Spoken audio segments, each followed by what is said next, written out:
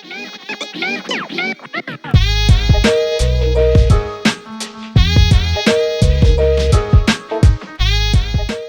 what's going on, everybody? Welcome back to Small Couch Reviews. In the car, because we just saw a movie. Yep. We're going to try to make this quick, because we're in a new car, and I know the angles aren't great, but we just want you to hear what we have to say, so you don't have to look at this very long. And it's 12:09 and 8. Yeah, so we saw Highest to Lowest, the new Spike Lee joint, starring Denzel Washington. Yes.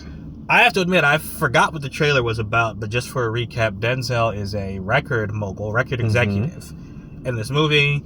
Very dedicated to the music more than the business. And at the beginning of the movie, his record label is for sale and the board wants to sell. And he's like, no, I don't want to sell out to go corporate, essentially.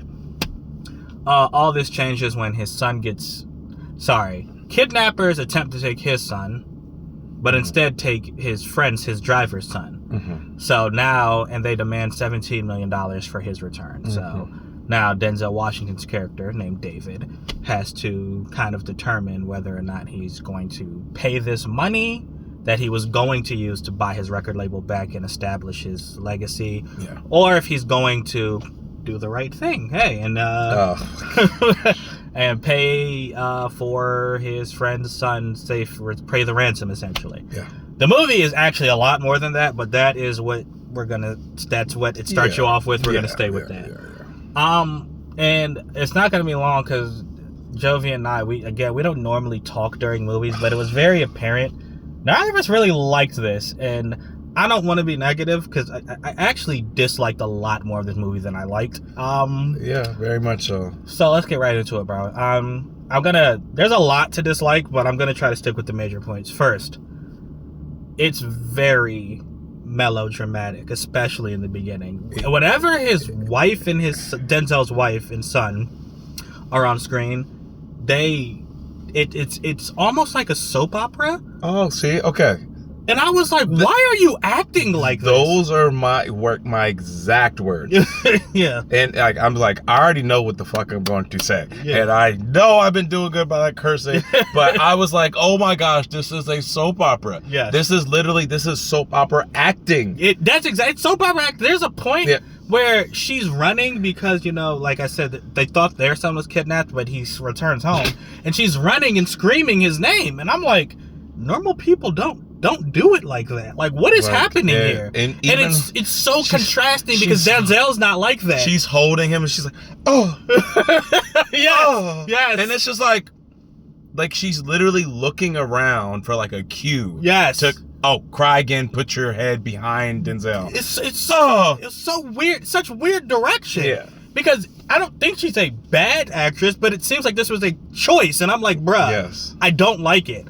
Also, there's some weird editing. The very first scene of the movie, Jovi turns to me and says, yo, why is his phone upside down? Yeah. And I'm like, no. Yeah. But then I'm looking at it. When you watch it, see if you see this. It's an iPhone, right? It's an iPhone. And it looks like the cameras are upside down. The rest of the movie, he's on his phone often, and you see the 3 cameras. Yes.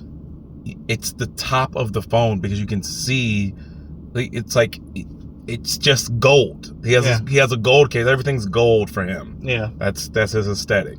It's a gold case with it's nothing. There's nothing on the back, because if you look at the back of an iPhone, there's nothing back there but the Apple logo.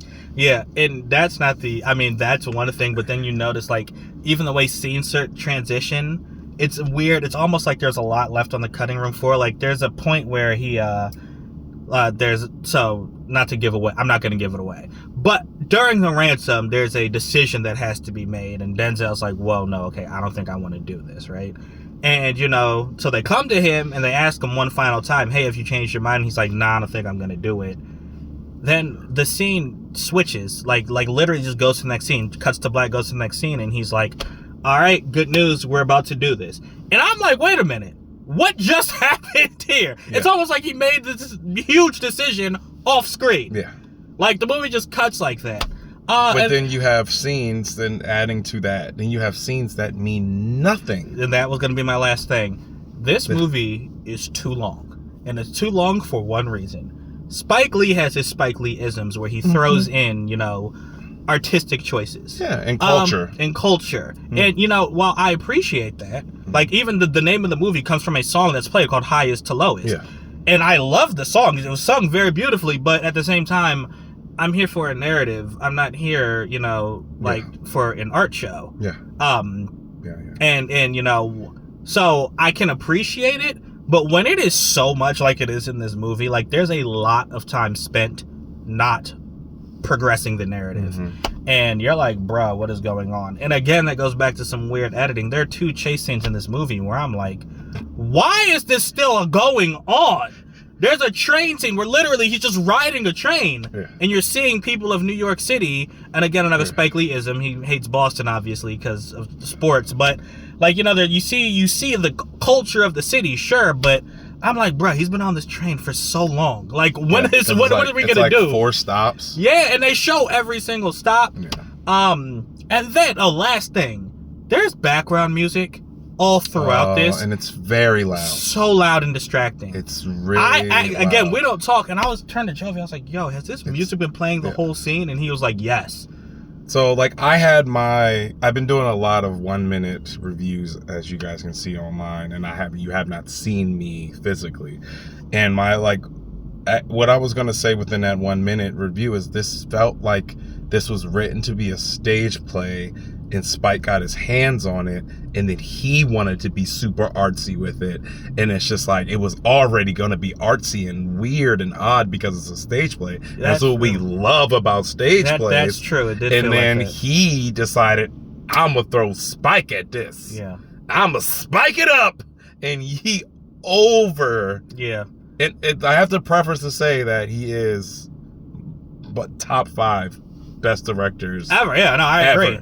But it's like, you didn't write this, so you know, it's like you didn't have putting your artistic. It's like painting over somebody else's work, and like you.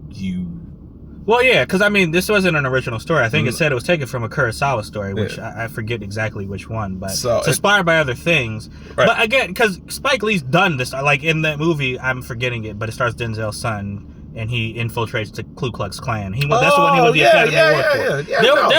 Yeah, there were cultural references in that. There was this beautiful speech that these students were giving at this school that took like 6 or 7 minutes.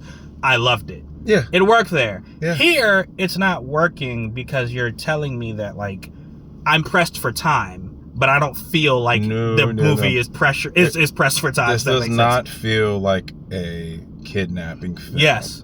And that's, again, this is very opposite to our sweets and sours and sours and sweets kind of review. It's like being very, very critical, but saying at the same time, it's not that it's horrible, it's just too much. Yeah, it's too much.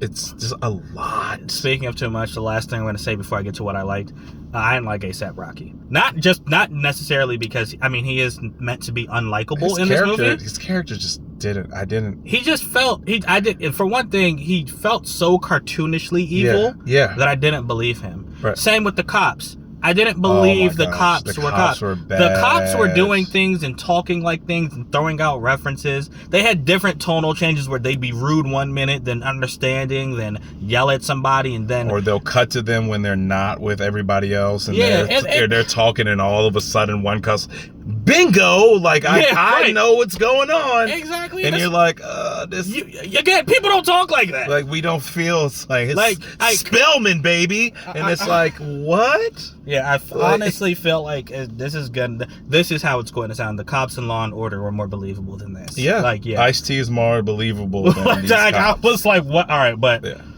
again, that's it. What I actually did like, I mean, even though it took, like I said, I enjoyed hearing the music. Right. I like the songs that were done. Denzel, of course, I mean, spectacular. Whenever he would go on one of his rants and just talk, excellent. The dialogue. When there was dialogue between just 2 characters, Spike Lee is a master at this. That's his type of thing. That's his.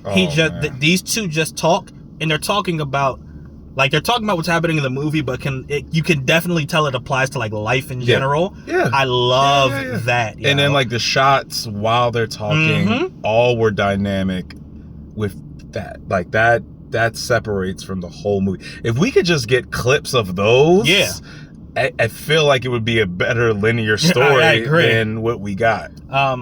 Also, I really like Jeffrey Wright. I think he was probably my favorite part of this movie. Oh, yeah, no. He was best performance. There you go. Best acting. Yeah. He felt like, he was a father who was like, bruh, only thing I care about is getting my son back. Best performance. And yeah, he definitely gave the best. Even with Denzel in there, he was the best of the actors in there. So, loved him. But yeah, that's it, man. I mean, that's all I loved. And clearly, like I said, we disliked more than we liked. But like Jovi said, it's not that it's necessarily bad. I think other people will watch this and be like, oh, well, actually, no. I think everyone's going to watch this and think it's a little too long. I will stand on that. I will say that people are going to think it's too long, but I don't think people would be as critical either. There you go. And a lot of people, when they have a director attached to it, can never say something bad about them. And we do not agree with that take.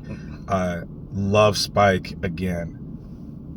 Just too much. Too much, man. That's it. Like, that's it. I don't think... Cool movie, too much. Just... Yeah, I could probably listen to the soundtrack. I don't know if I could watch this whole movie again. So, for that reason, I think I'm going to have to go like 2.5 out of 5. What about you? Yeah, it's like a 2.5 or a 3 for me. I'm 2.75, I guess.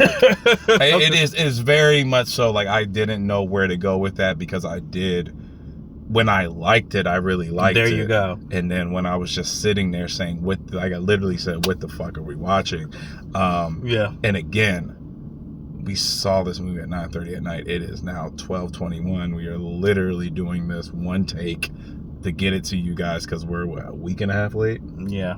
Oh, 2 weeks. Well, no. This movie didn't come out 2 weeks ago. It just came out, didn't it? I think it's about I think maybe not last Friday. Last Friday was the 15th. It is the 22nd when we are watching it. We don't know. I thought it came out this week. Maybe it didn't. But anyway.